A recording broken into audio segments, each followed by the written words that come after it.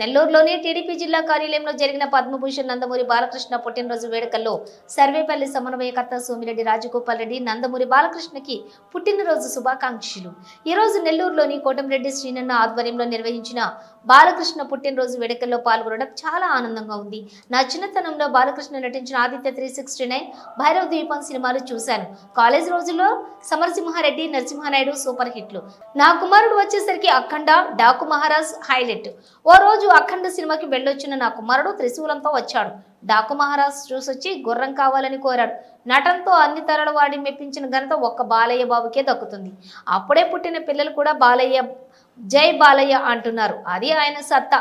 రాజకీయాల్లో hat trick MLA, సేవా కార్యక్రమాల్లోనూ ఆయనది పెద్ద మనసు. బసవతారకం క్యాన్సర్ ఆసుపత్రి ద్వారా వేలాది మందికి వైద్య సేవలు అందిస్తున్నారు.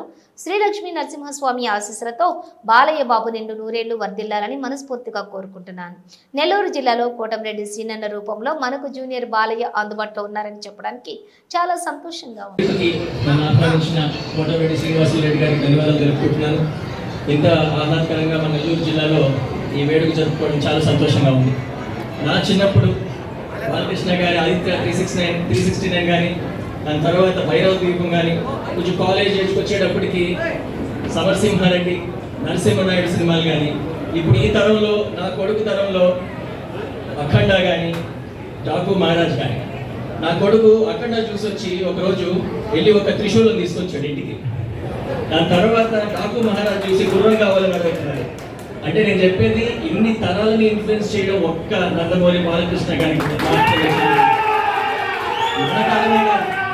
చిన్న పిల్లోడు, అప్పుడే పుట్టిన పిల్లోడు కూడా జై బాలయ్య పాట పాడుతున్నాడంటే అది ఆయన సత్తా.